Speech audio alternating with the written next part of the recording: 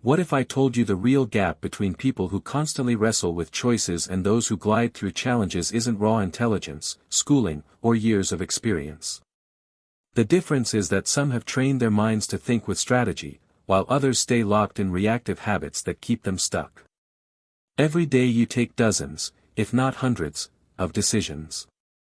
From the moment you open your eyes until you fall asleep, your mind is filtering data, weighing alternatives, and selecting directions. Here's the issue. Most folks make those choices with an untrained mind.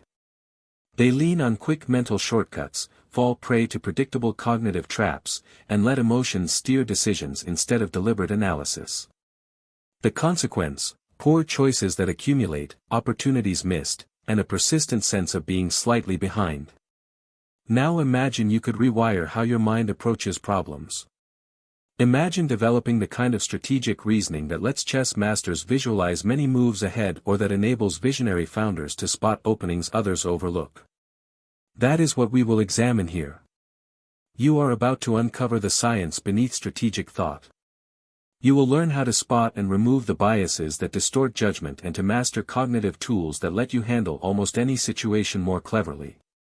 This is not about raising IQ in some conventional sense. It's about becoming more strategic, more rigorous, and more efficient in how you intake information and arrive at choices. By the end of this process, your relationship with problems will change. Instead of feeling swamped or unsure, you will approach situations with calm confidence, able to decompose complexity, analyze it, and select the best path. Many people treat life like a game of checkers while a few play chess. The gap isn't luck or innate talent, it's method. Strategic intelligence is the capacity to perceive order in chaos, to forecast likely outcomes before they unfold, and to place yourself advantageously in any circumstance. But here's a common misconception: strategic thinking isn't a natural-born trait reserved for a few. It's a skill that can be cultivated by learning sound principles and practicing effective techniques. This skill rests on 4 central pillars. The first is systems thinking, recognizing that nothing exists in isolation. When most people see a problem, they treat it as an isolated event. Strategic thinkers trace webs of causes, effects, and relationships. If a company starts losing customers, many will point fingers at sales or product flaws.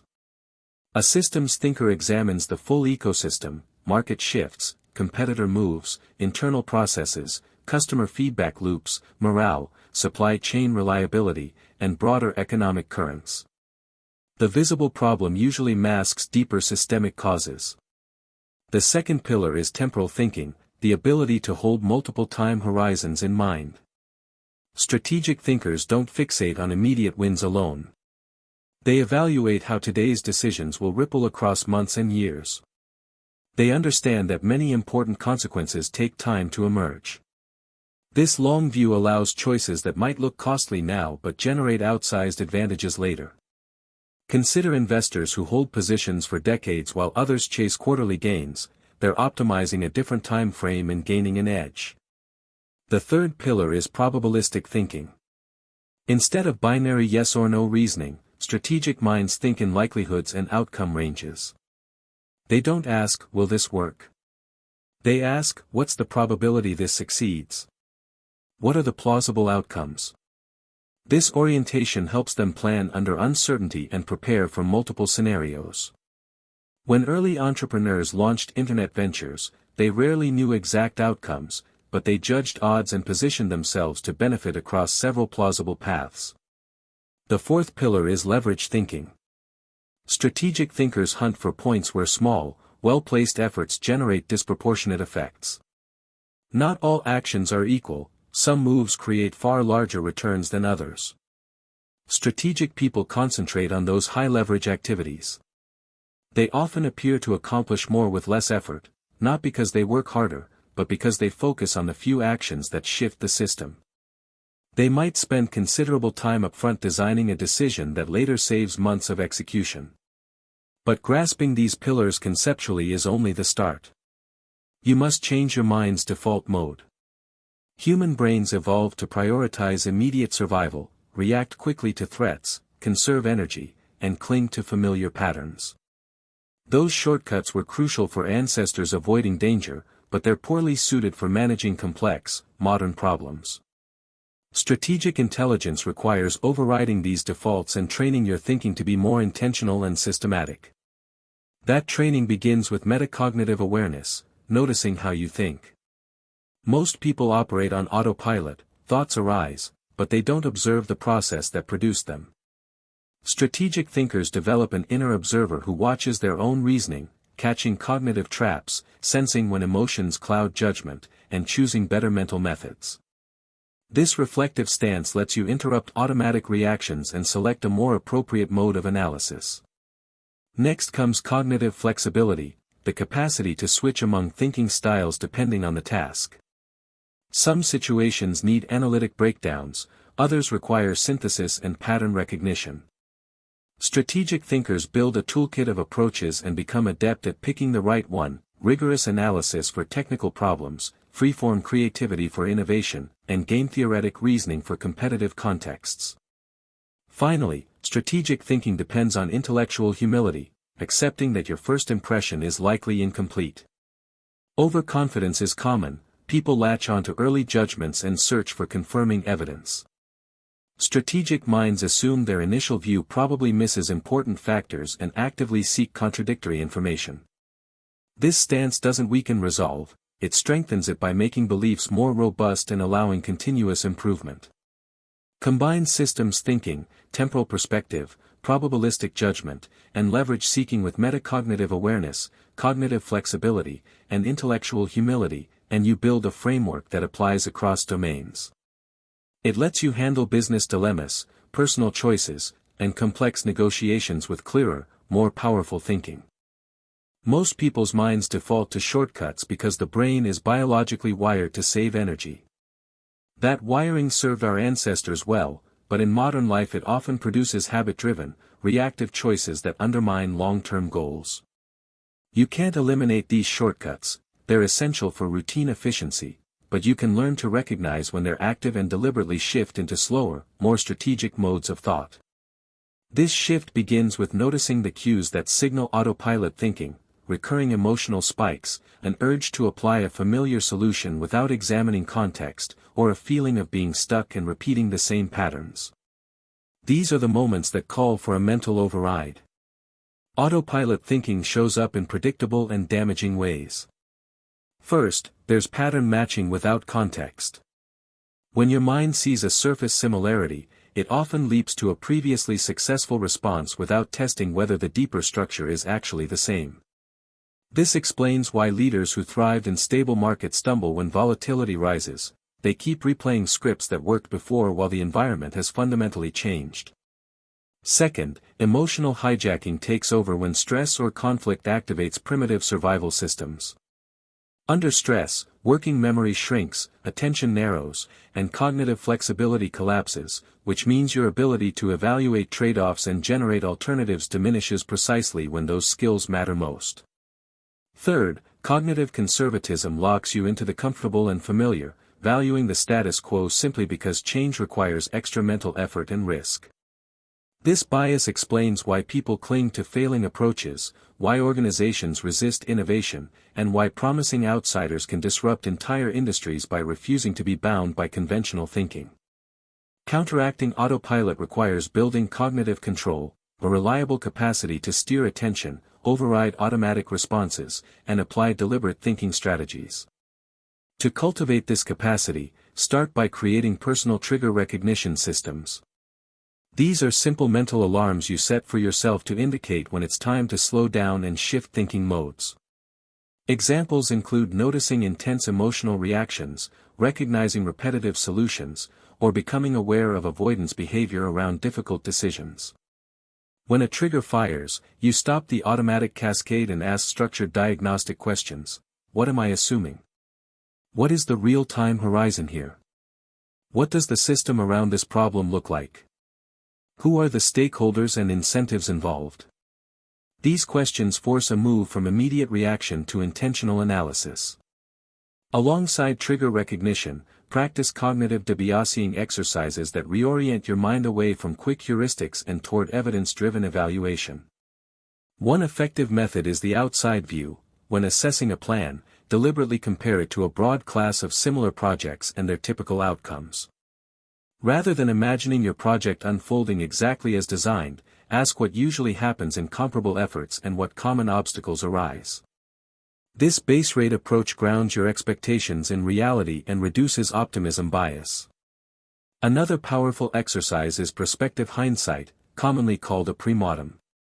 Imagine your plan has failed dramatically and work backward to identify plausible causes. This technique surfaces hidden risks and failure modes that optimistic planning often misses.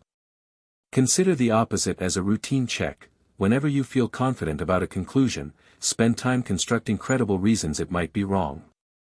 This stress tests your thinking and reduces the chance that overconfidence blinds you to real threats.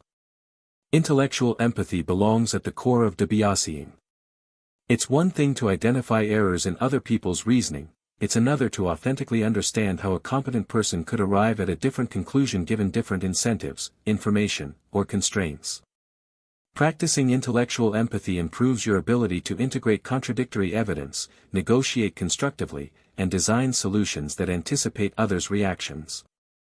It's not about surrendering to every opposing view, it's about enriching your analysis by incorporating reasonable alternative perspectives. Emotional regulation is another practical lever for reclaiming strategic thinking under pressure. Emotions convey information about values and priorities, but unchecked emotions can derail analysis. Cognitive reappraisal is a discipline that changes how you interpret events so your emotional response becomes useful rather than disruptive.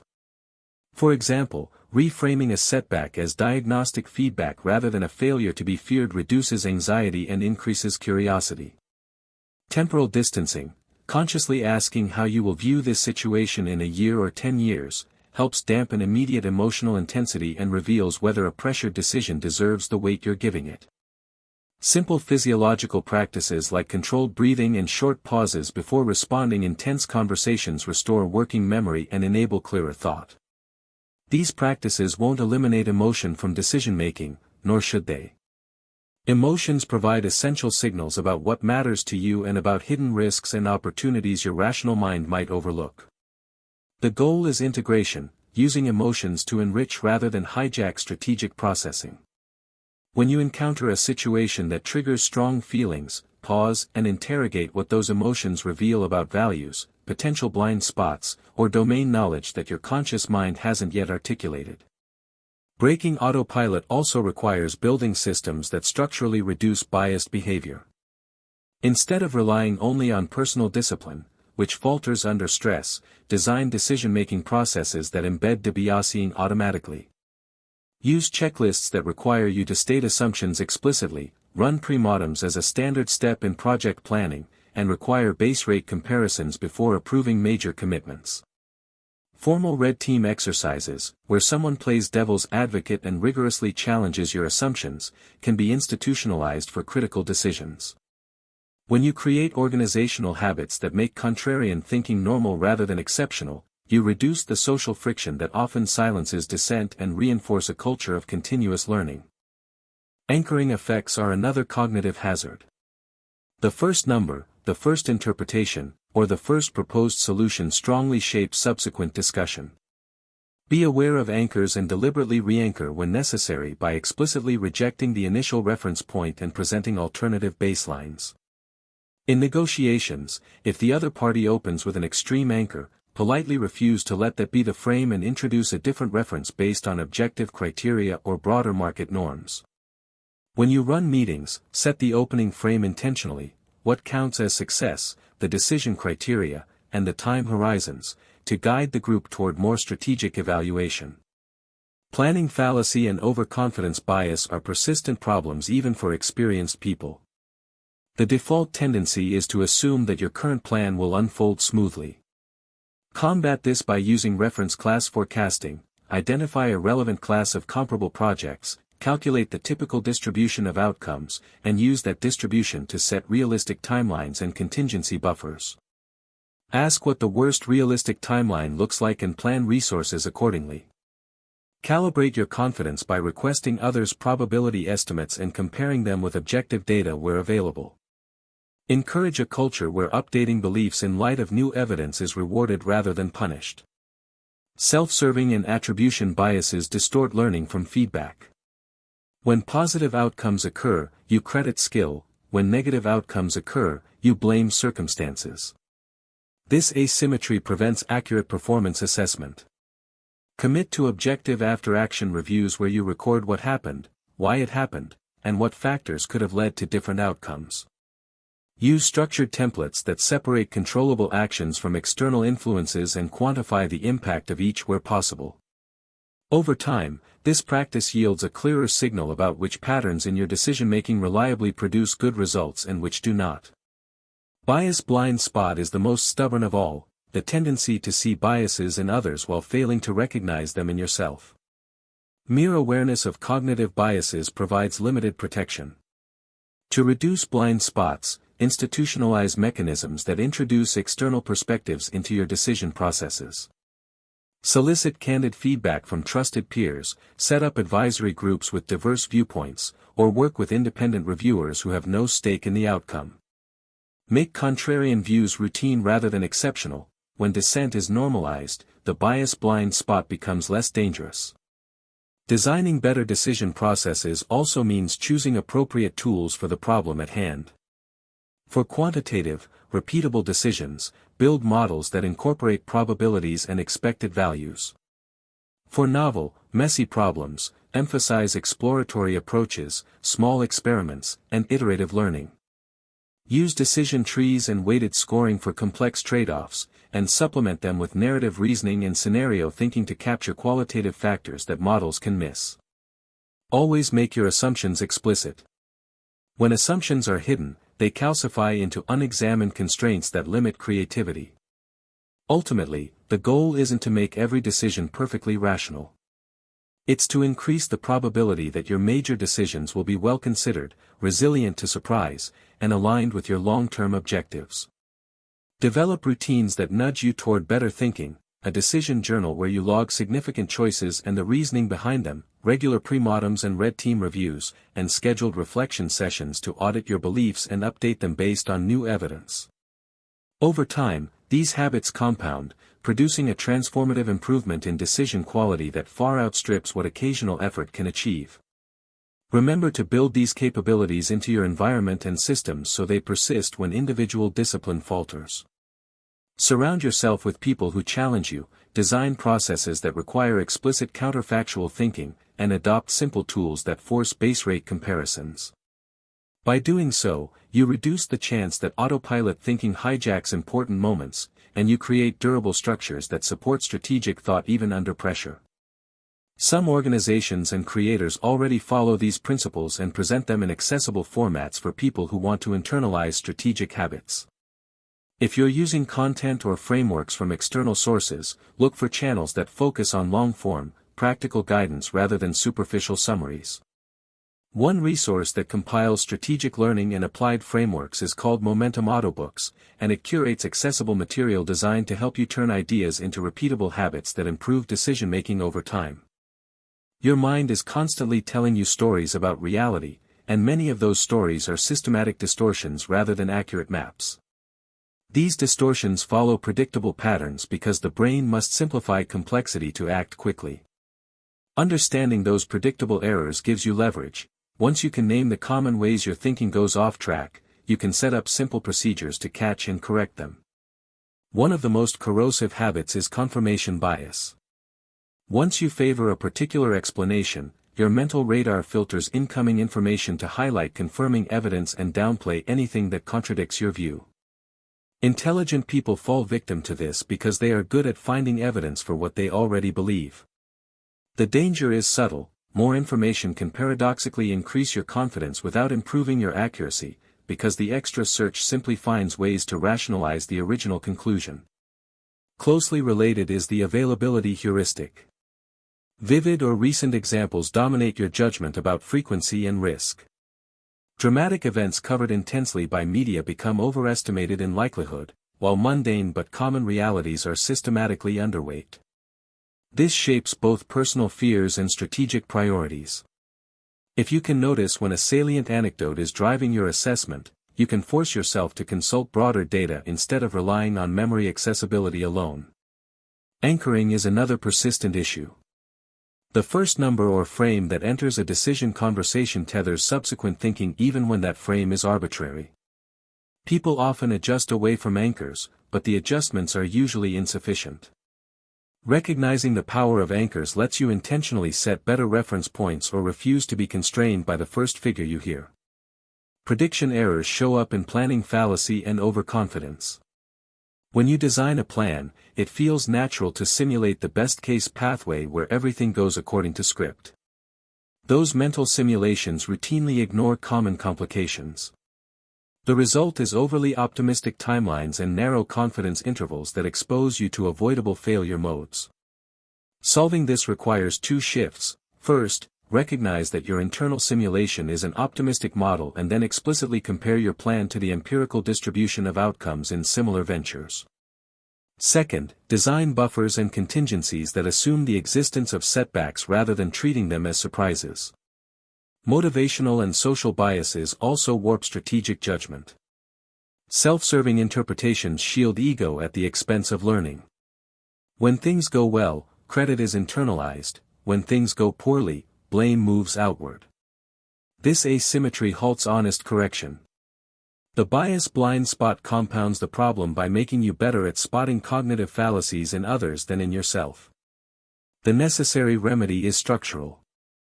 Create rituals that externalize accountability, decision logs, objective after-action reviews, and independent reviewers who can evaluate choices without the same emotional investment.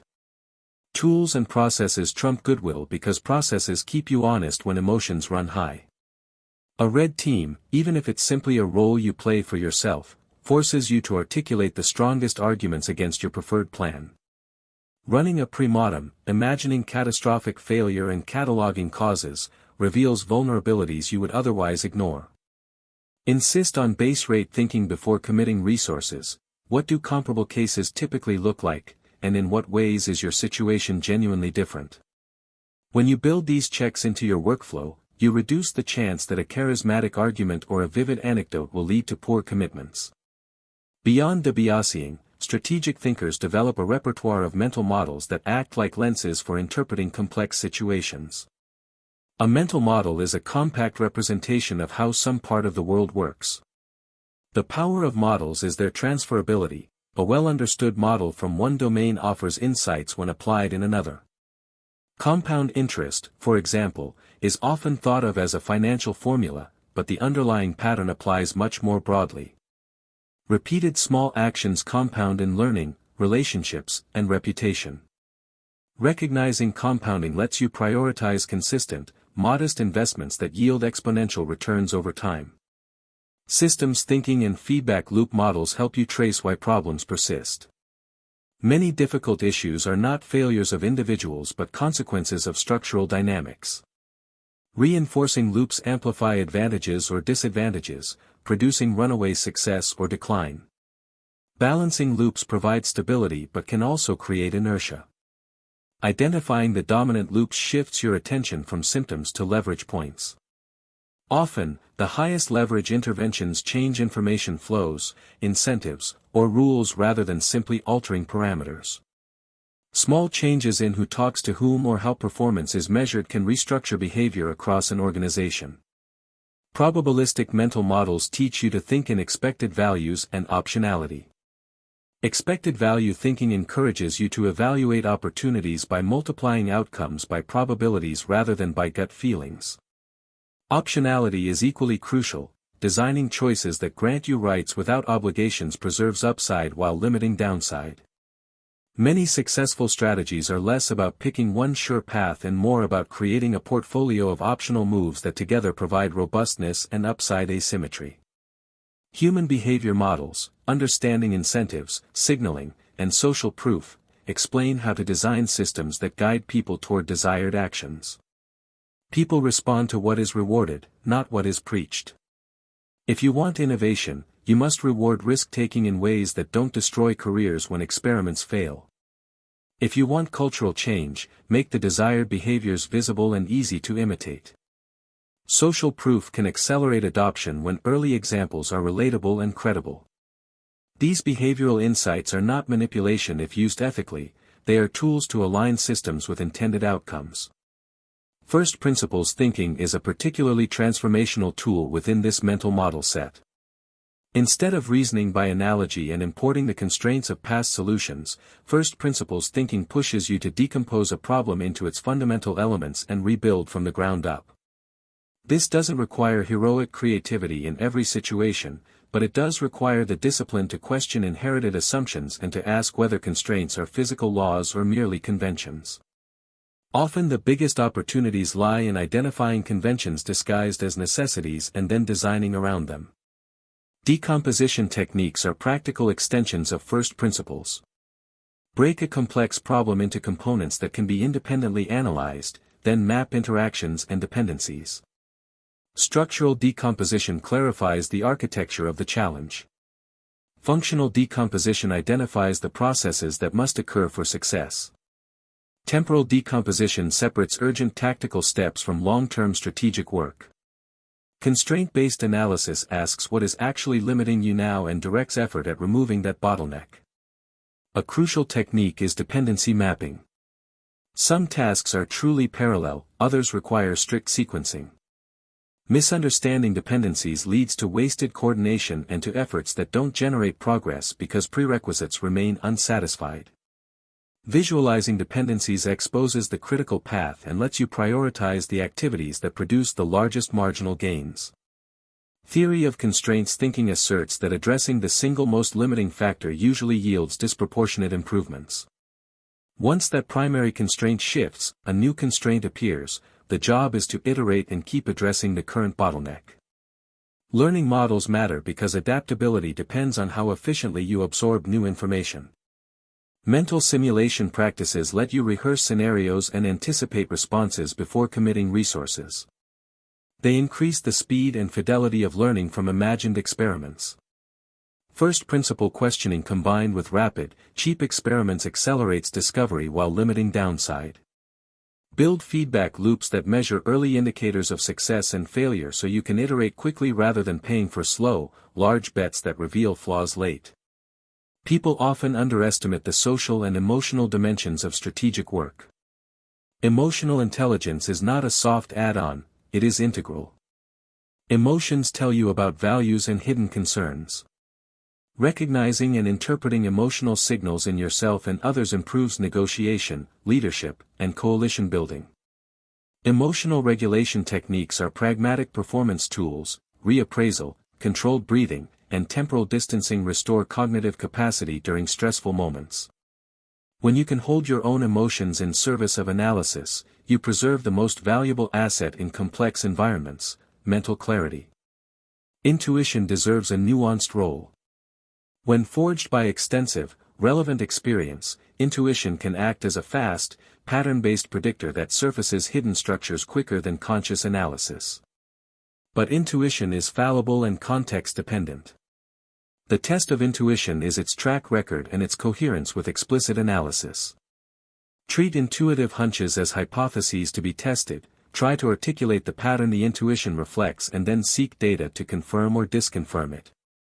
Over time, this practice refines the reliability of your intuitive judgments.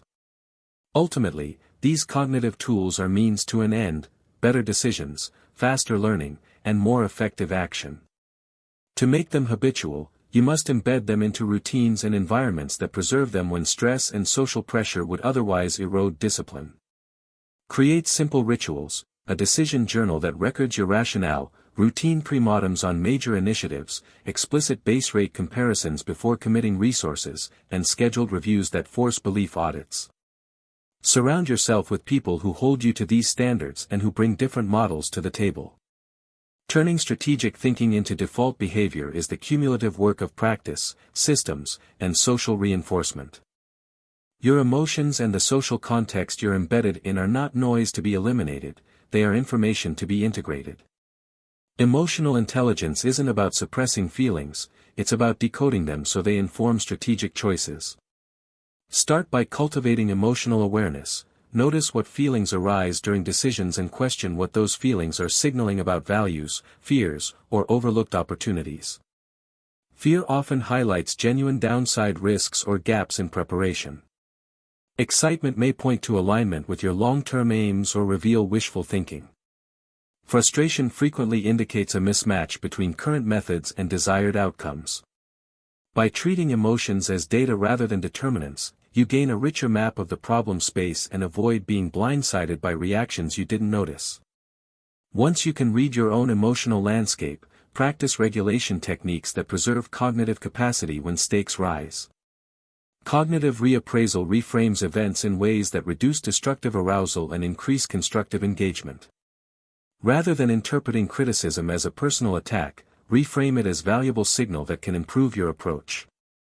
Temporal distancing, imagining how you will view the current problem in 1 year or 10 years, lowers immediate intensity and uncovers whether the pressure is proportionate to the stakes. Grounding techniques like mindful breathing or brief, focused breaks restore working memory and enable better trade-off thinking. These practices are not about avoiding emotion, they're about anchoring it so your mind can hold multiple perspectives simultaneously. Social awareness expands the lens beyond your inner state to the mental and emotional currents of others. Strategic influence depends on understanding what motivates people beneath the surface of their words. Pay attention to nonverbal cues, patterns of behavior over time, and the incentives created by the systems they operate within.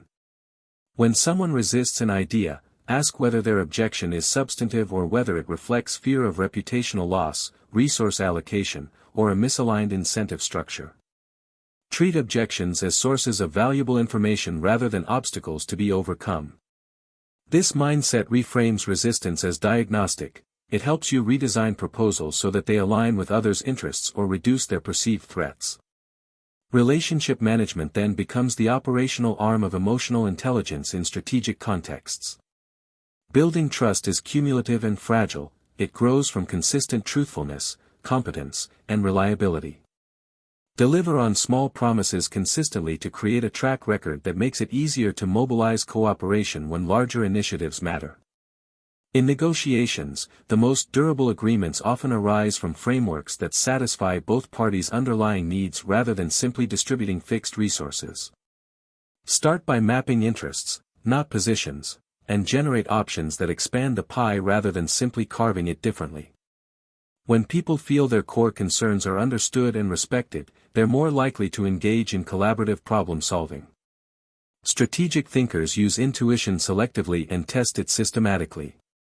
Pattern-based intuition can be extremely powerful in domains where you've accumulated extensive relevant experience. But intuition can also mirror the biases you carry. Treat intuitive hunches as initial hypotheses, articulate the pattern you think you've observed, then run quick tests to validate or refute it. Even mental experiments, imagining adversarial scenarios and seeking disconfirming evidence, are effective. Over time, this process improves the calibration of your gut judgments because you're training the unconscious pattern detectors with explicit feedback. Adaptability is a core attribute of strategic intelligence. In fast-changing environments, rigid plans are liabilities. Adaptable thinkers maintain stable ends while being flexible in means. This requires a few practical habits. First, perform regular belief audits where you list key assumptions driving your strategy and the evidence that would warrant changing them. Second, adopt short feedback cycles and small experiments that let you learn quickly and cheaply. Third, diversify your cognitive toolkit. Practice applying different mental models to the same problem until switching perspectives becomes automatic. These habits preserve strategic direction while allowing course corrections when the evidence demands them. Learning velocity, the speed at which you can assimilate and apply new information, matters more than sheer intelligence in volatile contexts. You can accelerate learning by focusing on transferable metaskills, how to learn, how to communicate, how to distill signal from noise, and how to iterate based on feedback. Design experiments with clear hypotheses and measurable indicators so you can tell quickly whether an approach is working. Build networks of diverse thinkers who share results and trade tested practices. Network-based learning multiplies individual learning speed because it leverages other people's experiments and reduces redundant failures. Anti-fragile strategies turn volatility from threat into advantage. Instead of just trying to resist shocks, design systems that gain from disorder. Optionality is the simplest expression of this idea. Create choices that offer upside if conditions improve and limit downside exposure if they don't. Maintain a portfolio of small bets rather than a single monolithic wager when the environment is uncertain. Build redundancy in critical areas so failures don't cascade. And cultivate diversity, in skills, in approaches, and in partnerships, so that different components of your system can thrive under different conditions. Scenario planning is a practical tool for preparing across multiple futures. Rather than betting on a single forecast, develop a set of plausible scenarios and identify early indicators that would make each scenario more likely. For each scenario, map what strategies would be effective and what actions would be harmful. This exercise does three things. It exposes hidden assumptions, it reveals which variables most affect your outcomes, and it trains your sensitivity to early warning signs. Regularly update scenario probabilities as new data arrives and be prepared to shift resource allocation accordingly. Strategic communication is a force multiplier. How you frame a problem determines how others perceive its severity and the palette of acceptable solutions. Start communications with clear objectives and tailor the message to the audience's decision criteria. Use narrative to make complex trade-offs comprehensible. Stories embed data within human motivations and consequences, making them memorable and emotionally resonant. But always ground narratives in concrete evidence and a transparent logic chain so they remain credible under scrutiny.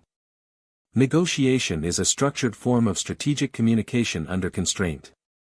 Prepare by identifying your best alternative to a negotiated agreement, BATNA, and estimating the other party's BATNA.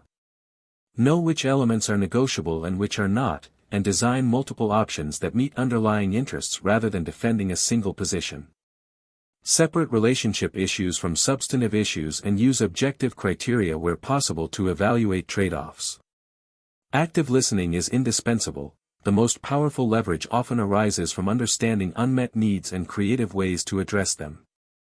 Implementation is where strategy meets reality, and many strategies fail at this stage. Break plans into executable milestones that provide feedback early and avoid overcommitment before validating assumptions.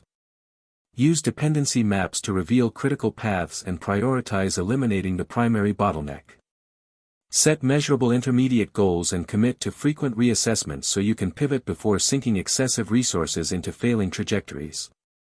Systems that enforce accountability, decision logs, review cadences, and role clarity, increase the chance that strategic plans are executed with discipline. To sustain strategic thinking, embed it in your environment.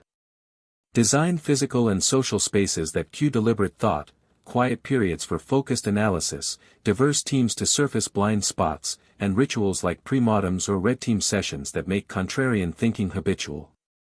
Guard your attention, reduce low-value distractions that erode cognitive bandwidth. Strategic thinking is not a single act but a discipline sustained by structures, routines, and social reinforcement. Finally, mastery grows through deliberate practice. Select one strategic concept to apply for a few weeks and iterate based on feedback. Keep a decision journal where you record the context, reasoning, expected outcomes, and actual results.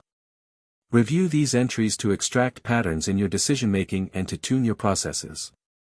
Teaching these ideas to others forces clarity and creates accountability. Share your frameworks with collaborators and solicit critique. The act of explaining refines thought and reveals hidden assumptions. Becoming someone who thinks strategically by default is a gradual transformation. It requires shifting from reactive to reflective modes, from anecdote to data, and from single solutions to portfolios and contingencies. Most of all, it demands the humility to admit error and the persistence to practice methods that make better thinking habitual. When you build this architecture around your decisions, emotional literacy, cognitive tools, systemic interventions, and social supports, strategic thinking ceases to be an exceptional skill and becomes your operating system. High-stakes situations expose the gaps between habitual thinkers and strategic performers. Pressure compresses cognitive bandwidth and amplifies default responses, so the practices that preserve clarity under stress are the ones that separate consistent outcomes from sporadic luck. Start by understanding the physiology. When the body senses threat, stress hormones narrow attention and reduce working memory capacity, favoring rapid, intuitive responses that were useful for fleeing immediate physical danger but are often counterproductive for complex decisions. Knowing this, the first practical move is to reduce the physiological impact of pressure so you can access deliberative thought more reliably. Simple breathing techniques, brief breaks that remove you from the emotional scene, and even a short walk can recalibrate your nervous system and restore the cognitive space needed for multi-criteria thinking. These are not optional comforts, they are tactical interventions that preserve decision quality. Beyond calming techniques, deliberate practice under simulated pressure, stress inoculation, builds robustness. Athletes, pilots, and emergency teams rehearse difficult scenarios so that when real stress arrives they can perform. You can do the same with critical decision skills, rehearse negotiations while time-limited, simulate financial choices with emotional stakes, or practice public speaking while introducing controlled distractions. The goal is to train your cognitive circuits to perform analytic tasks when arousal is high, not to eliminate stress but to change how stress affects performance. Gradually escalate the difficulty so your tolerance and competence grow in parallel. Decision protocols provide a structure that reduces the chance that stress will short-circuit good judgment. When cognitive capacity shrinks, having a pre-agreed framework for how to process options conserves mental energy and keeps analysis systematic. Protocols might be as simple as a checklist of critical questions to run through, a weighted scoring method for rapid comparison, or an observe-orient-decide-act cycle that forces you to reframe the situation before acting. The most effective protocols are short, practiced, and tailored to the kinds of decisions you face most frequently. They are designed to be usable even when cognitive resources are limited. Temporal discipline is crucial under pressure. The instinct to solve immediately feels productive but often sacrifices long-term value. Use quick temporal checks, ask how you will feel about this decision in 10 minutes, 10 months, and 10 years, to restore perspective. This three-horizon view reduces the tendency to overweight immediate relief or short-term optics. It also surfaces trade-offs that matter to long-term goals, preventing impulsive choices that later require costly reversals. When deadlines are real and immovable, determine the minimum viable criteria for action so you can act without pursuing impossible perfection. Good enough standards save time and prevent paralysis. They should be explicit and matched to the decision's reversibility and impact. Another pressure-era tactic is deliberate pausing. Sometimes the best decision is to defer. Not every apparent crisis requires immediate closure. Ask whether the deadline is genuine, what information you can buy by waiting, and whether delaying will provide a materially better set of options. Negotiating for time is itself a strategic move that often produces better outcomes than forced immediacy. When delay is impossible, allocate cognitive resources differently, delegate less critical components, insist on focused briefings that distill essentials, and appoint a small team to act where distributed cognition increases resilience.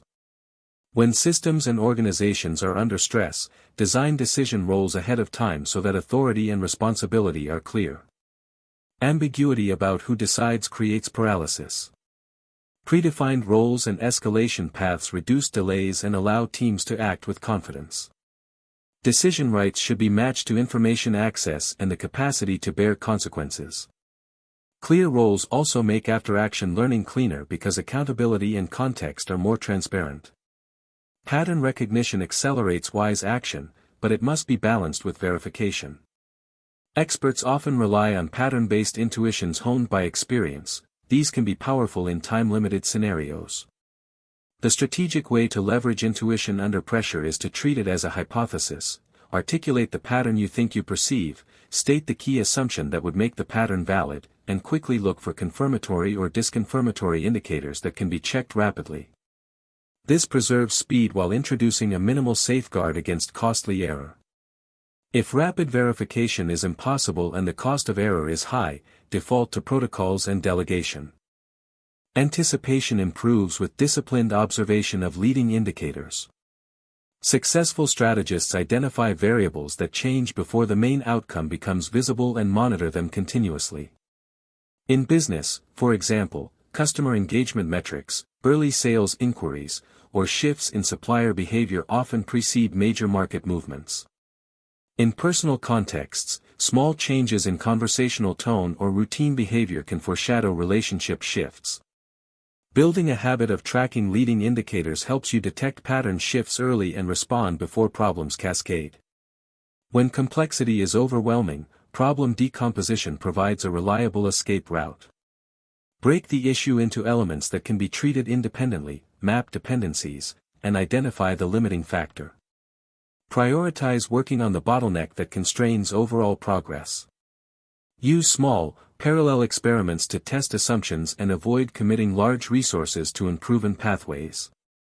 This experimental mindset values cheap failures that teach quickly over expensive bets that reveal flaws late. A complementary technique is the pre-mortem. Imagine the plan has failed and enumerate plausible causes. This reverses optimism bias and surfaces realistic failure modes. It also produces concrete contingency steps you can implement now to reduce the probability of those failures. Combine pre-mortems with red team thinking, appoint someone or a small group to challenge assumptions and play adversary. This adversarial stress testing amplifies foresight and makes your plans less fragile. Communication under pressure must be precise. Ambiguity compounds risk in crisis environments because different people make inconsistent assumptions. When stakes are high, use clear, simple language focused on objectives, constraints, and immediate next steps.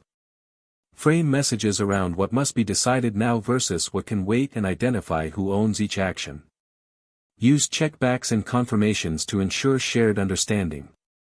In negotiations, communicate your BATNA succinctly and avoid letting emotions shape the substance of your offers. Keep the focus on interests and options rather than positions. Influence strategies also change under pressure. People's willingness to move is affected by perceived risk and loss aversion. Emphasize options that reduce perceived downside and highlight what they will forfeit by not acting to create truthful urgency. Leverage social proof sparingly. Show that credible peers have adopted similar steps to reduce the fear of being the outlier.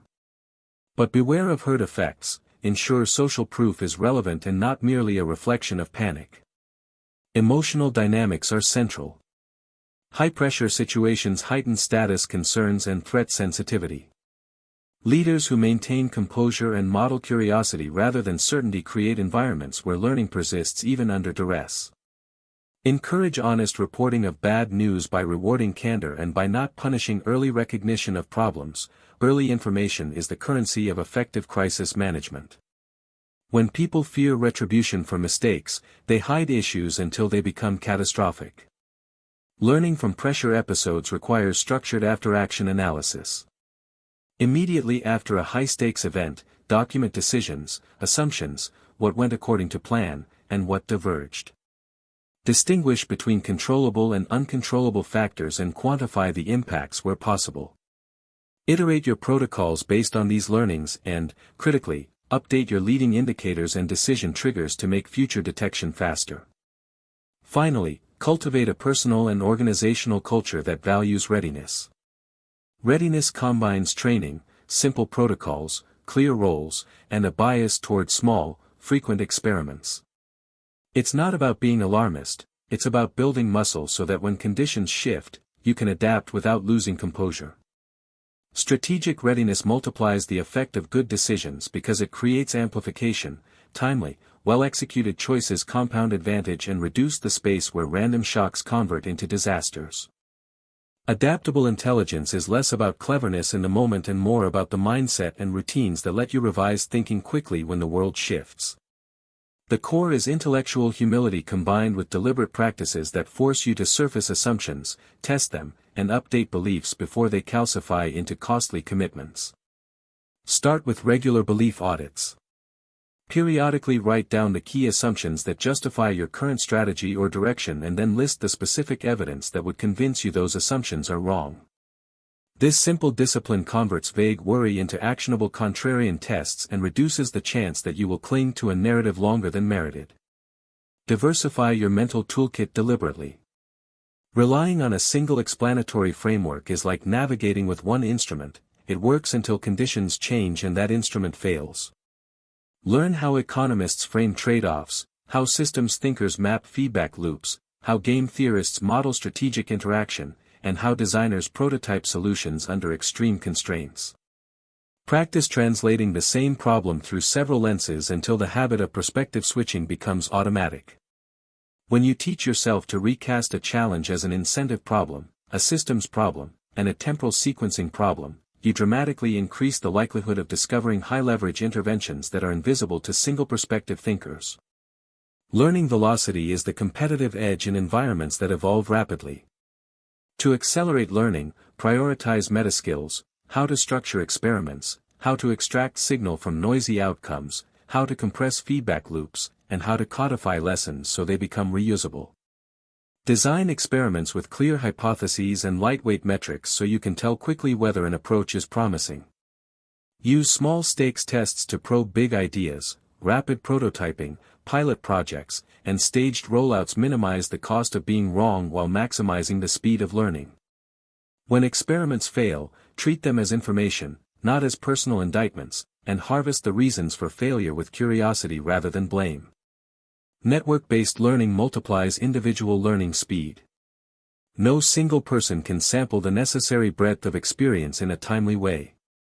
Instead, build a network of practitioners who share practical insights, failed experiments, and useful diagnostics. Create mechanisms for rapid knowledge exchange, short debrief calls, concise playbooks, and repositories of case studies that document context, interventions, and outcomes. Emphasize the portability of lessons, distill why something worked and under what boundary conditions it is likely to transfer. Over time, a well-curated network functions like a distributed research lab that filters ideas and surfaces the most reliable practices. Anti-fragility turns uncertainty from a hazard into an opportunity. Instead of designing plans that are merely robust, able to survive shocks, design systems that gain from stress and variability. Optionality is a key tactic. Keep choices open where possible, structure investments so that you retain upside and cap downside, and favor small, asynchronous bets over single large, irreversible commitments when the environment is uncertain. Redundancy is another practical expression of anti-fragility. While redundancy can feel inefficient in the short run, it prevents cascading failures and preserves the ability to experiment under stress. Diversify sources, partners, and revenue streams where feasible, so localized shock does not collapse your entire system. Scenario-based foresight is not about predicting the future with precision. It is about mapping a set of plausible worlds and identifying the strategies that perform well across them. Choose the few highest uncertainty variables that would most affect your outcomes and create 3 to 5 distinct scenarios that combine these variables in different ways. For each scenario, outline the strategic moves that would create value and the early indicators you should monitor to update the relative likelihood of each scenario.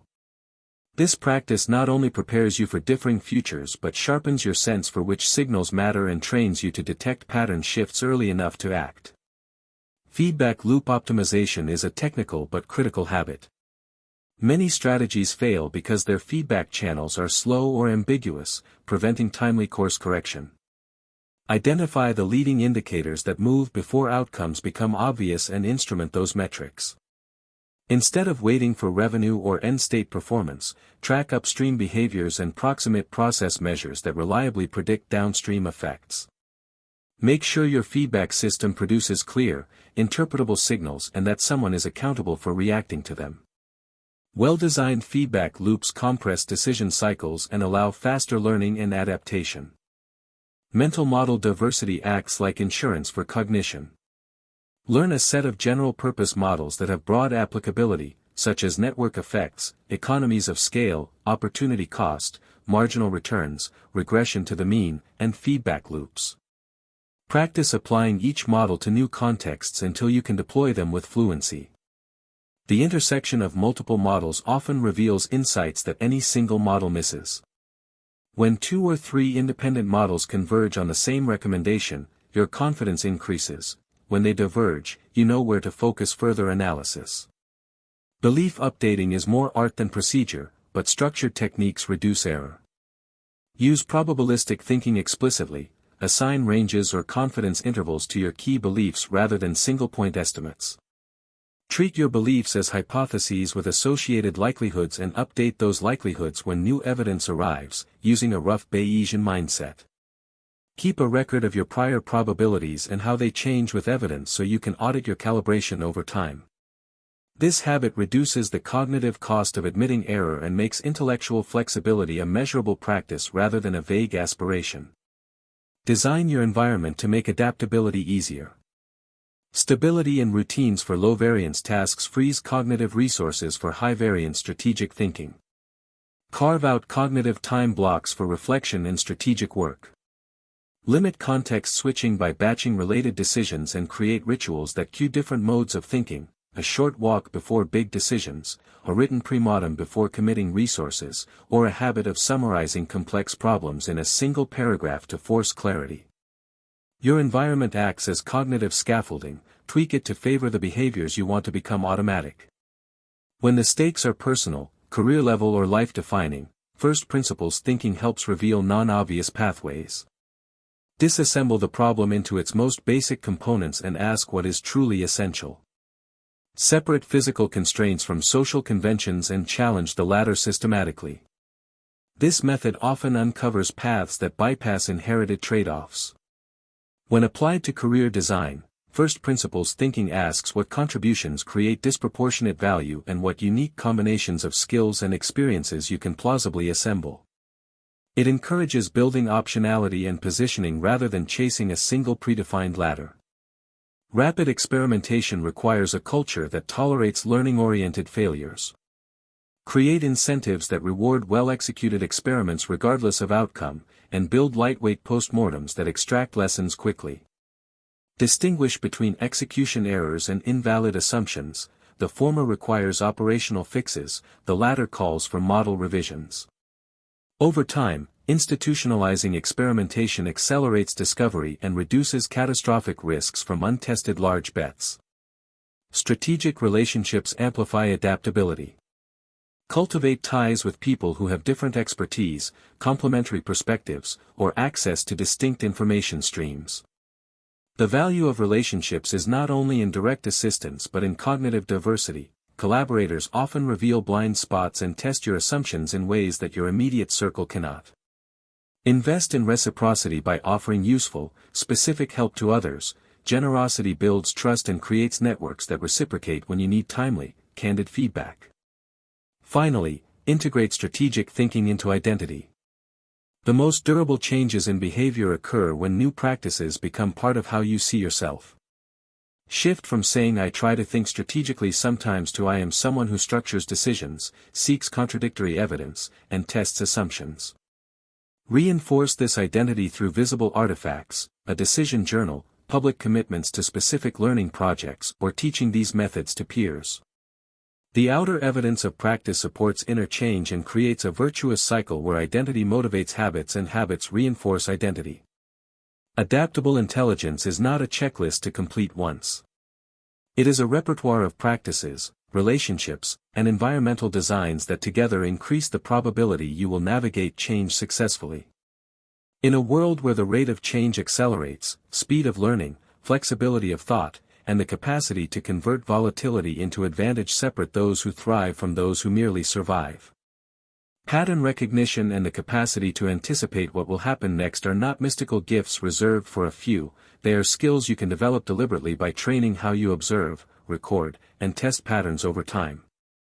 The first step is to become an active observer instead of a passive consumer of events. Most people notice only what directly affects them or what is dramatic enough to capture attention. Strategic observers look for recurring sequences, small anomalies that repeat across contexts, and consistent lead indicators that move before the main trend becomes obvious. Observation must be systematic. Pick the key variables that matter in your domain and track how they change, not in vague impressions but in specific, repeatable measures. This practice transforms anecdote into evidence and helps you separate true signals from the noise of isolated events. Memory cultivation is integral to building pattern recognition.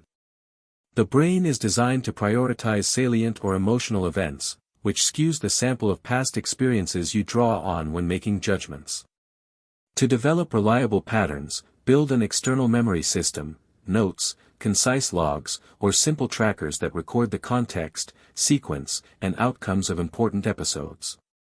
Over time, this externalized memory creates a richer, more balanced dataset you can query when a seemingly similar situation arises.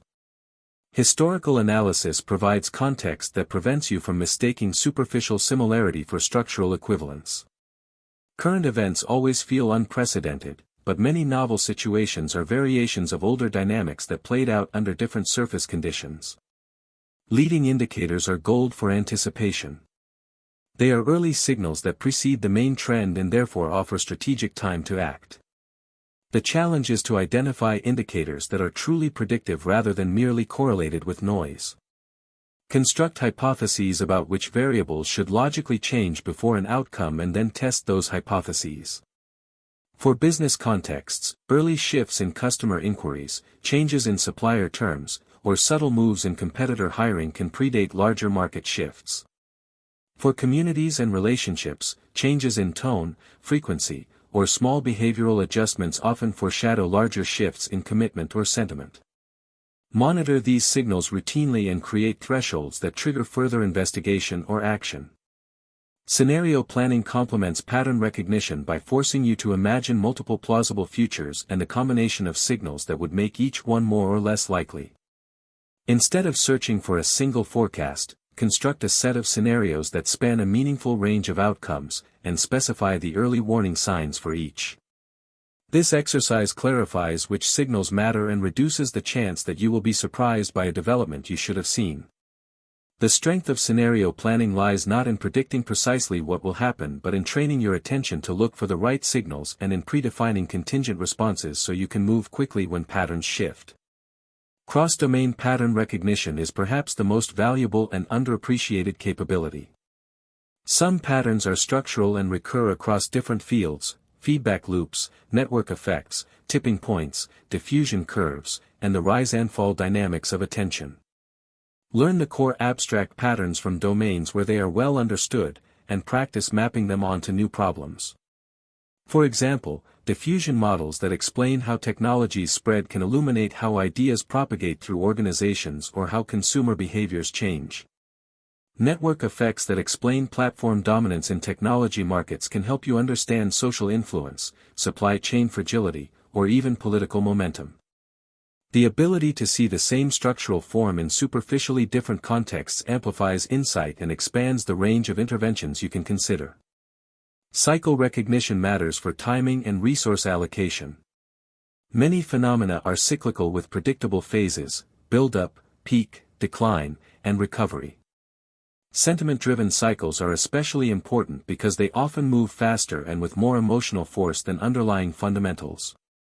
Recognizing where you are in a cycle gives you leverage: buy time and resources in low-sentiment phases for better value, and conserve capital or guard against overextension at euphoric peaks. Be mindful that cycles vary in length and amplitude. Calibrate your expectations by studying multiple historical cycles to learn the typical durations and the common leading indicators for inflection points. Pattern degradation is a critical risk. A pattern that reliably predicted outcomes yesterday may lose its predictive power as underlying conditions change. Technology disruptions, regulatory shifts, demographic changes, and cultural evolution can all erode formerly dependable regularities. Constant vigilance is required. When patterns begin to produce unexpected results, treat that as a strong signal that the system has changed and that your mental model needs revision. Avoid the trap of overfitting your strategies to past patterns without testing whether the structural assumptions still hold. Tools for evaluating patterns matter. Learn to form simple, falsifiable hypotheses about observed regularities. State the pattern as a testable proposition and collect targeted evidence that could disconfirm it. Use counterfactual reasoning to imagine alternative explanations for the observed correlation and design a quick test to distinguish them. Pattern recognition without testing is superstition, paired with experiments, it becomes science. Run small, inexpensive probes that measure whether a pattern holds in the current context before committing significant resources based on it. Pattern recognition requires combining specific domain knowledge with transferable conceptual frameworks. Domain expertise gives you a repository of examples and nuanced indicators that novices lack. Conceptual frameworks give you portable ways to reason about structure and dynamics across domains. The most powerful pattern detectors are those who cultivate both, deep experience in at least one field and a broad vocabulary of cross-domain models. This combination lets you spot subtle cues, hypothesize plausible mechanisms, and design interventions that leverage structural leverage points. Once you detect a pattern, the next step is strategic anticipation, using that pattern to position yourself advantageously. Anticipation is not prediction, it's positioning across plausible futures. Identify actions that have asymmetric payoffs across the scenarios implied by the pattern. The best anticipatory moves are those that create optionality or capture upside if the pattern intensifies while limiting downside if it fails. For example, when you believe a market trend is nascent, prefer staged investments that let you scale exposure as evidence accumulates. Build partnerships, create prototypes, or secure small options that can be exercised if the pattern evolves as expected. Pattern recognition also plays a defensive role. Detecting early signs of deterioration in your own systems allows you to intervene before small issues cascade into crises. Design leading indicators for your operations and relationships. Simple metrics such as response times, sentiment shifts in feedback, or changes in routine behaviors can reveal mounting friction earlier than headline outcomes like revenue decline or public conflict. When early warning signs appear, engage contingency playbooks and conduct rapid root cause analyses to identify whether the source is systemic or situational. Historical analysis remains a cornerstone of strong pattern work. Study prior episodes where similar structures produced outcomes, not to assume history repeats, but to learn the range of how similar dynamics can unfold. Historical studies reveal the common failure modes, the timing of inflection points, and the kinds of interventions that worked or backfired. They also caution against superficial analogies. Two situations that look alike on the surface can diverge because of different boundary conditions. Use history as a source of plausible scenarios and lessons, not as a blueprint. Cultivate habits that make pattern recognition more reliable. Keep concise logs of observations and outcomes, ask regularly whether a current event resembles past situations and in what respects, and make a practice of articulating the underlying mechanism you believe connects observed elements. Teach others to notice the same signals by making your indicators explicit and training teams in basic pattern frameworks. Shared pattern language across a team multiplies detection power and creates a culture where early signals are surfaced rather than ignored. Finally, integrate pattern recognition into decision workflows. When a significant decision arises, explicitly run through whether there are emerging patterns related to it, what leading indicators you should monitor, and which small bets offer optionality. Use scenario testing to see how your decision plays in different pattern-driven futures.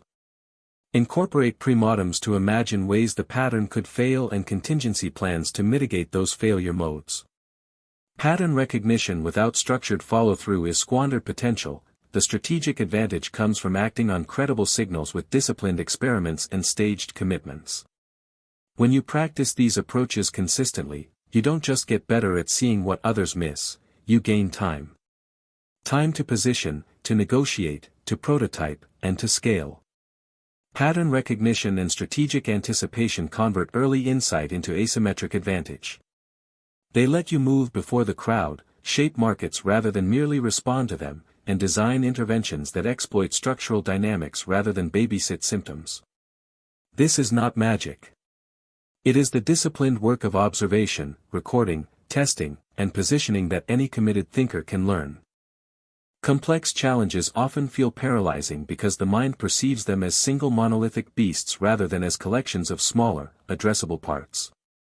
The practical skill of breaking problems down transforms overwhelming dilemmas into sequences of solvable tasks and reveals the interactions that actually matter. Start by naming the major subsystems embedded in the problem. For a business issue, those subsystems might include market dynamics, internal capabilities, operational processes, talent constraints, regulatory factors, and customer perceptions. For a personal challenge, they could be skills to acquire, psychological obstacles, resource limitations, schedule conflicts, and relationships that need repair. Once you've listed the components, map the relationships among them. Which elements drive others? Where are the feedback loops that amplify effects? Which links are causal and which are merely correlated? This relational map converts a fuzzy mess into a structured architecture that you can interrogate. Functional decomposition asks a different question: what needs to happen for the outcome to be achieved? Identify each necessary function, the inputs required for it to work, the transformation that must occur, and the expected output. Then break each function into subfunctions until you reach action-level tasks that are concrete and testable.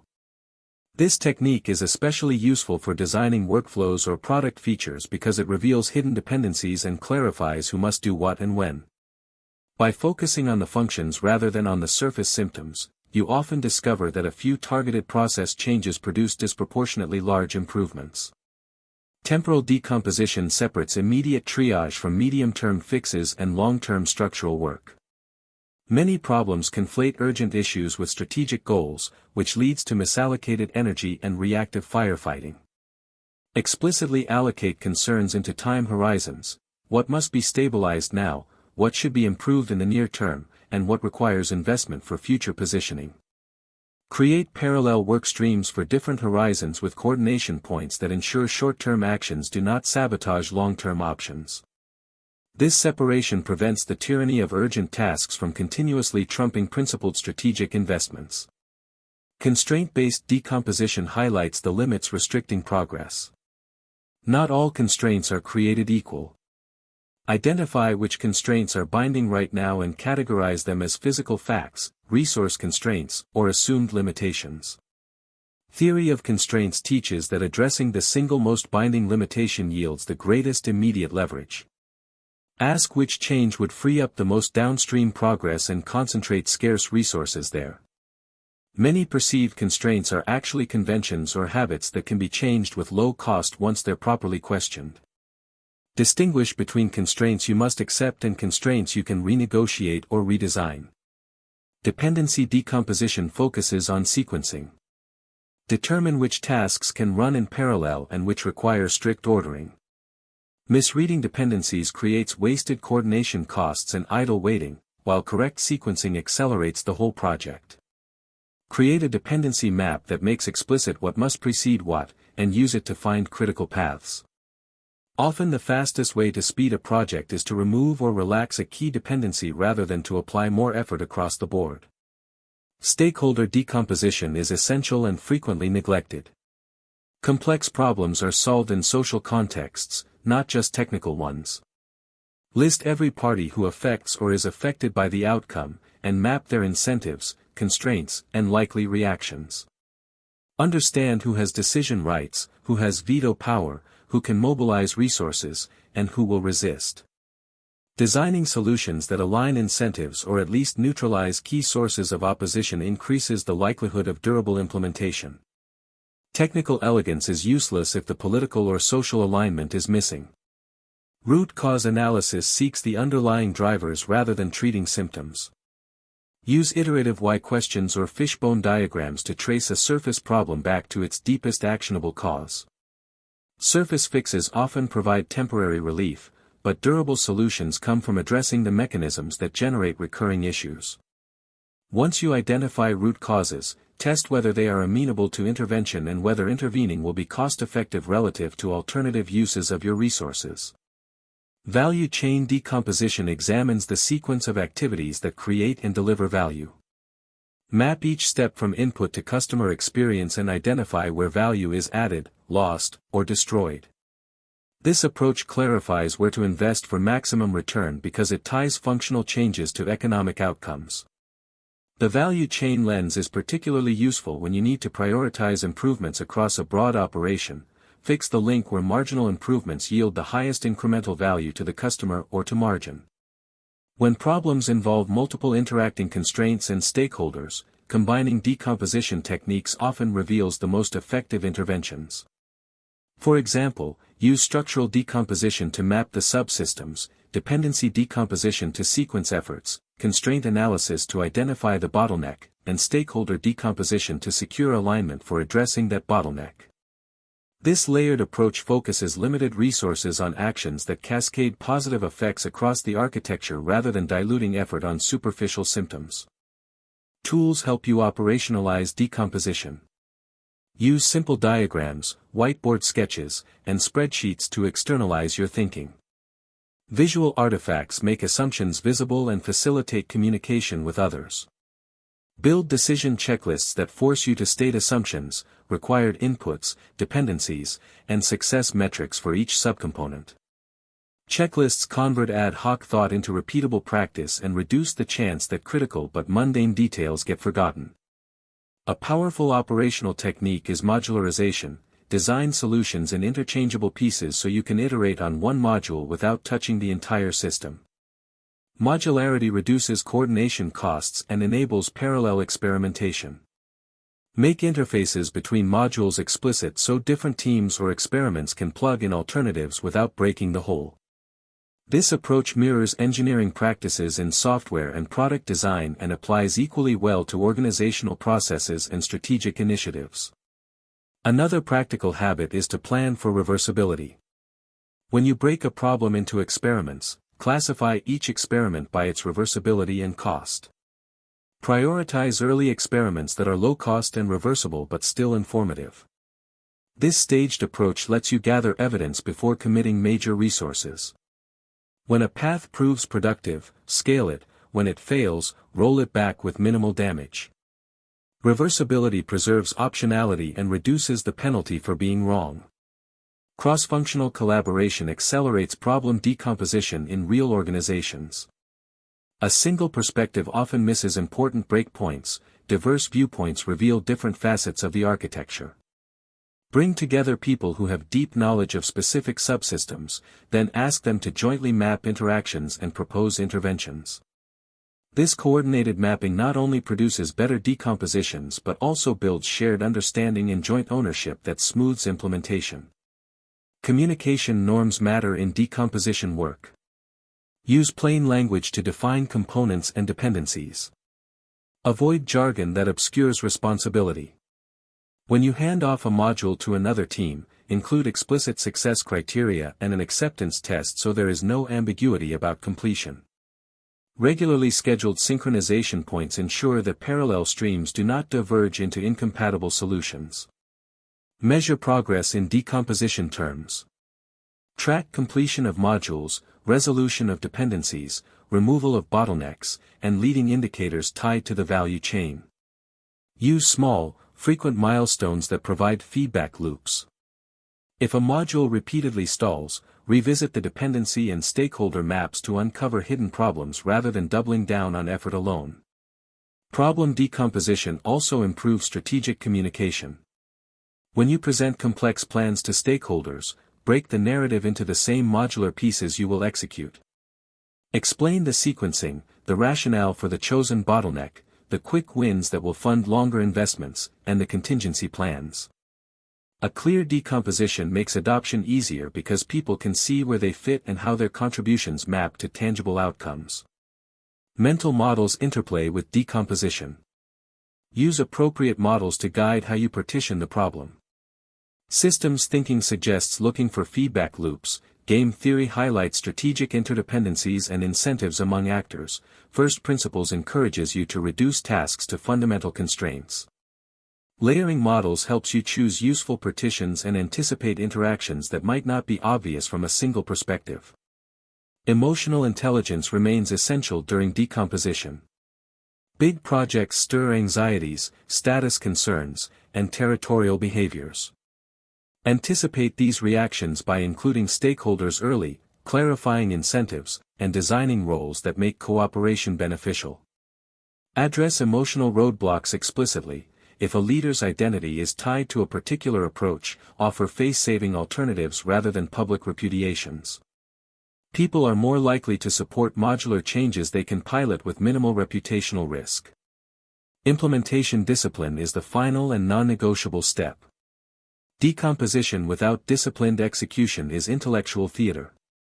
Assign clear ownership for each module, set deadlines, require small deliverables, and use public progress tracking.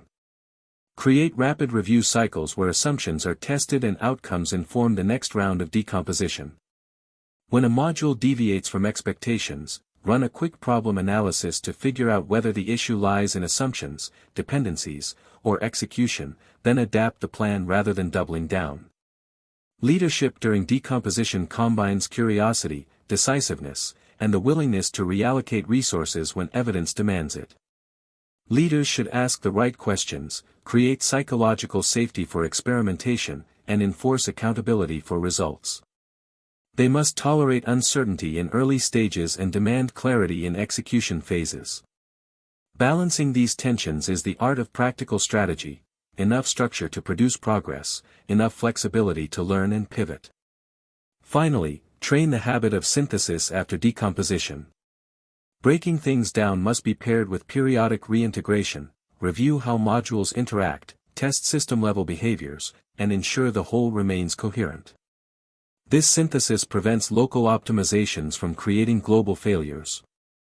Schedule integration points where the individual modules are combined and evaluated as a whole, both technically and politically. Problem decomposition is not an abstract management luxury, it is the working method of effective strategists. It turns complexity into a sequence of actionable choices, reduces risk through staged experiments, aligns diverse stakeholders with shared modular goals, and creates a mechanism for learning and course correction. Practice these techniques until they become your instinctive approach to difficult situations, and you'll find that the once daunting challenges become systems you can manage, influence, and ultimately transform. True strategic influence arises from understanding how people actually make decisions rather than from imposing arguments on them. People rarely decide based on pure logic alone, their choices reflect emotions, social incentives, cognitive shortcuts, and the constraints of their context. When you master influence, you design situations in which people naturally reach conclusions that align with your goals because the framing, incentives, and information environment point them in that direction. Start by recognizing that reciprocity is not transactional scorekeeping, it's the social glue that builds cooperative relationships.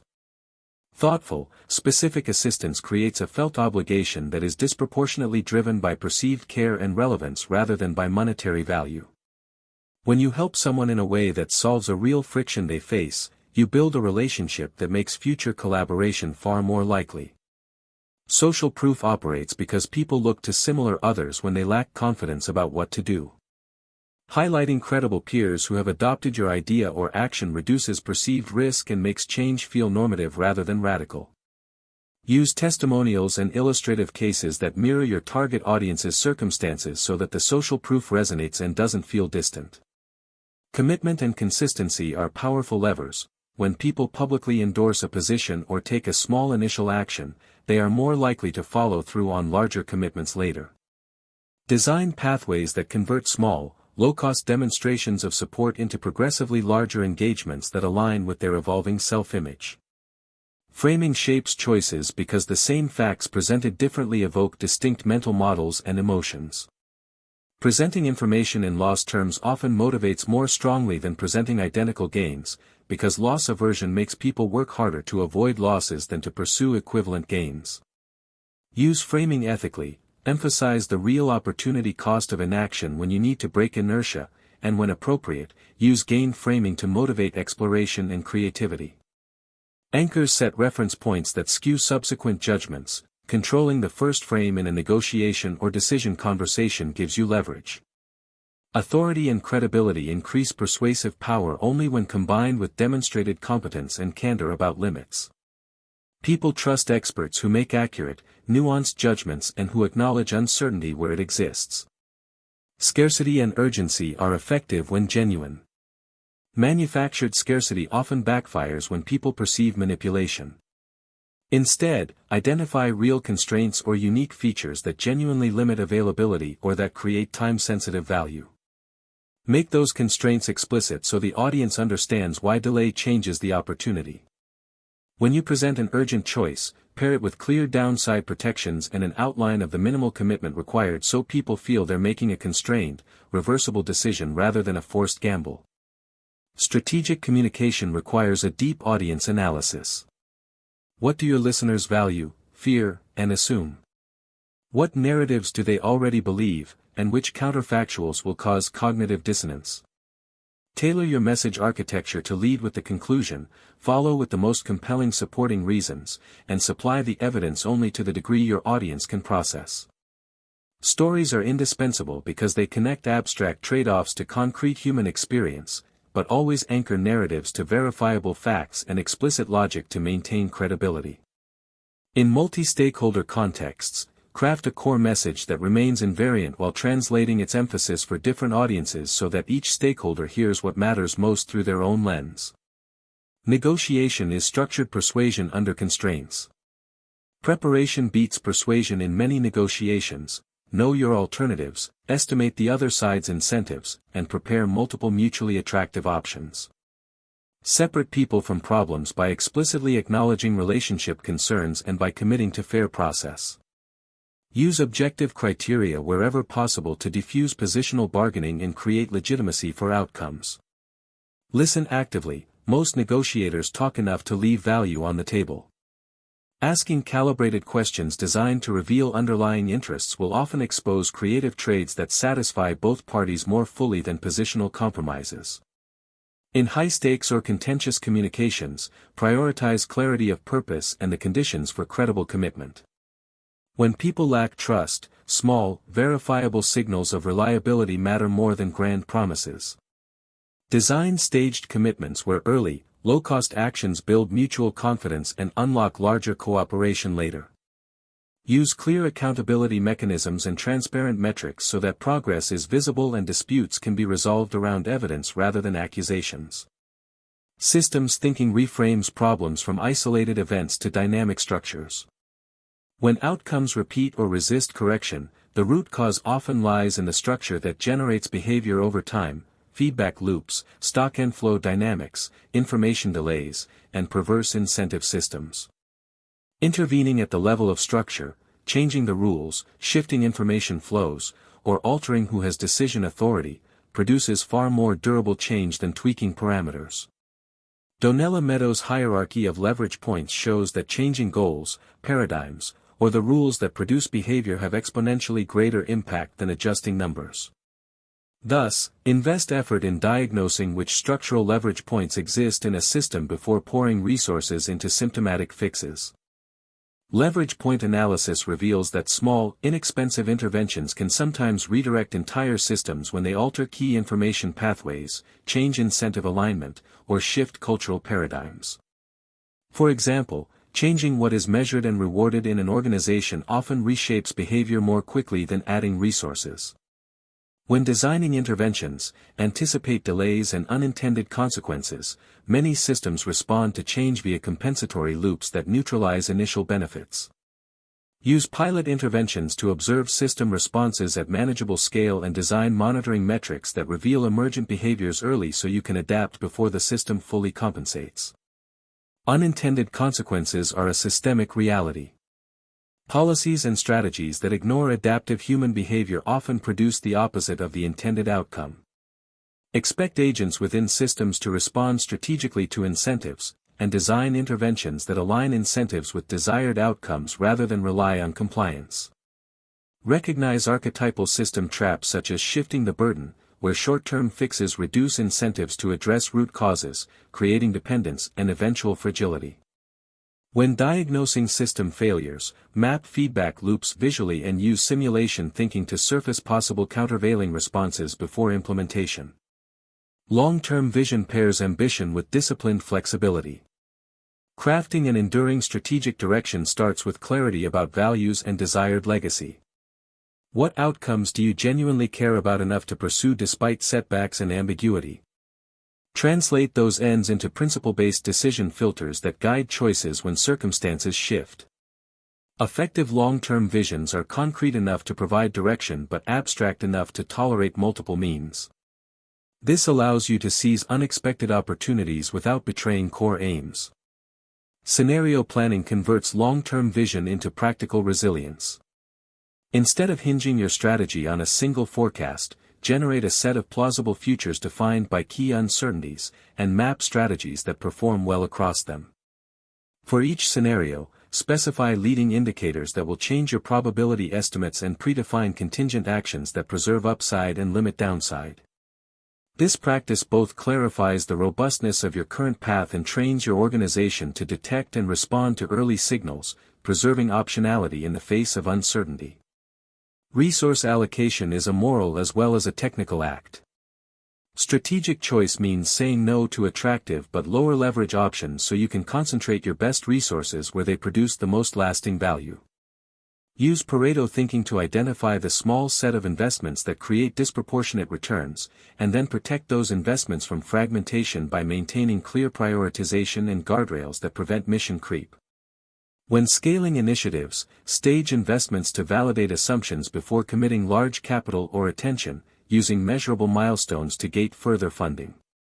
Implementation converts strategy into reality through disciplined cycles of execution and learning. Break strategic goals into milestones that provide early feedback. Embed measurement systems that reveal whether the underlying hypotheses are holding. Create accountable owners for outcomes, not just activities, and align incentives so that those owners bear appropriate consequences for true results. Implementation discipline includes routine reviews that are blameless in tone but merciless about facts. Did the action produce the expected leading indicators? If not, why, and what adaptation is required? Mastery of strategic thinking comes through repetition and reflective practice. Develop a decision journal where you record the context, alternatives considered, the rationale for your choice, and the expected leading indicators of success or failure. Revisit those entries to compare predictions with outcomes and to refine your calibration. Teaching others accelerates mastery because explaining frameworks exposes hidden assumptions and gaps in your own reasoning. Build communities of practice where rigorous feedback is part of the culture and where contrarian views are solicited as a matter of course. Sustaining strategic habits requires shaping your environment and social circle. Surround yourself with people who question politely, who test your assumptions, and who bring distinct mental models. Create institutional rituals, pre-mortems, red team sessions, scenario updates, and post-mortems, that embed strategic practices into routine work so they endure beyond individual discipline. Protect time for deep thinking and deliberate application of models. Attention scarcity is the silent killer of strategic execution. Finally, accept that strategy is probabilistic and iterative. Good strategies increase the probability of favorable outcomes, they do not eliminate uncertainty. Aim for processes that tilt odds in your favor through leverage, optionality, and adaptive learning. Celebrate disciplined experimentation and honest updating of beliefs.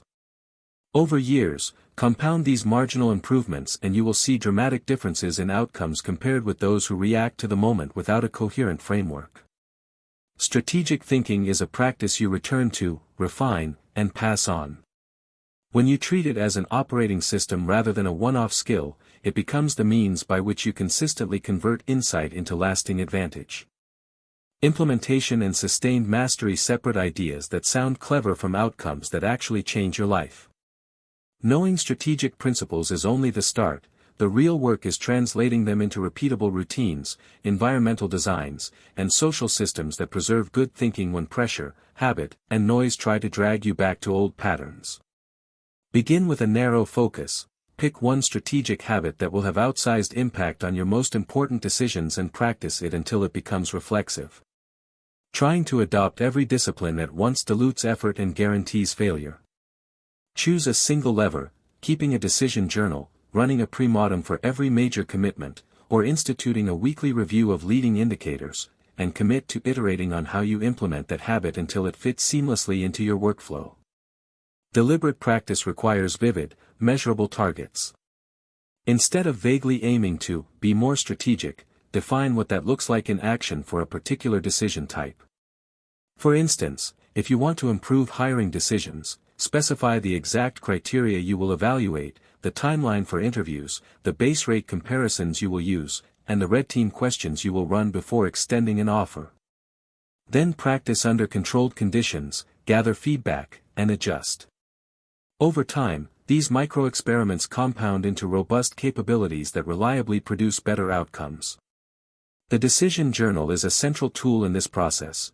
Record the context of each meaningful decision, the alternatives you considered, your core assumptions, the timeline you expect, and the leading indicators that will signal success or failure. Review entries periodically to detect systematic biases or recurring blind spots, and calibrate your approach accordingly. Environmental design multiplies individual discipline by making the right behavior easier and the wrong behavior harder. Protect blocks of time for reflection and analysis by scheduling them as non-negotiable appointments. These protected periods signal importance to your calendar and reduce the chance that urgent but low-value tasks consume your cognitive bandwidth. Arrange your physical and digital spaces to minimize interruptions during these slots. Disable non-essential notifications, create a shallow inbox policy for routine tasks, and establish simple visual cues that remind you to apply your chosen strategic habit. At a team level, institutionalize rituals that embed strategic checks into workflows, a mandatory pre-mortem before major launches, a weekly cadence for reviewing leading indicators, and a red team role that rotates so contrarian scrutiny is distributed rather than personalized. Social architecture matters because people shape one another's habits. Surround yourself with colleagues and peers who value evidence over rhetoric, who ask clarifying questions, and who will hold you accountable when momentum drifts toward reactivity. Create small communities of practice where members critique decisions using standardized templates and where learning from failure is normalized through structured postmortems. When you teach what you practice, you both clarify it for yourself and create external accountability that accelerates mastery. Make your strategic commitments public in ways that matter. A short post summarizing the hypothesis you are testing and the metrics you will track invites constructive critique and changes the cost of abandoning the method without reflection. Measurement and feedback are not optional. Without objective signals, you will confuse luck with skill and persistence with progress. Define a small set of leading indicators that directly reflect the mechanisms your strategy relies on, and monitor them frequently.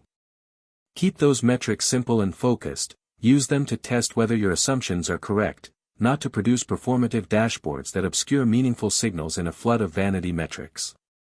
When indicators move against expectations, treat the deviation as information to update beliefs, not as a call to double down on prior commitments.